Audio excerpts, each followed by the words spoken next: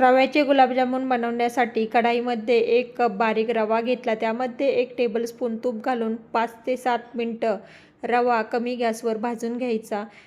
त्यानंतर 2 कप दूध थोडे थोडे करत रव्यामध्ये घालून रव्याचे गोळे होणार नाही या पद्धतीने रव्यामध्ये मिक्स करायचे. कमी गॅस ठेवून थोडे थोडे दूध घालून ते रव्यामध्ये मिक्स केले आणि रव्याचा मऊसूत गोळा व्यवस्थित शिजवून घेतला आणि एका तूप लावलेल्या ताटामध्ये काढून घेतला.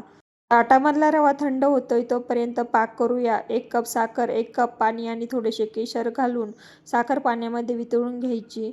ताटामधले पीठ थोडेसे थंड झाले. त्यामध्ये 2 टीस्पून मिल्क पावडर घातली. त्याचा मऊसूत गोळा तयार करून घेतला. इकडे पाकामध्ये विलायची पावडर घालून पाक थंड होण्यासाठी झाकून ठेवला. रव्याचे सॉफ्ट असे मऊसूत पीठ मळून घेतले. त्यानंतर त्याचे हव्या त्या आकाराचे गुलाबजामुन वळून घेतले आणि दोनदा करून तेलामध्ये तळून घेतले.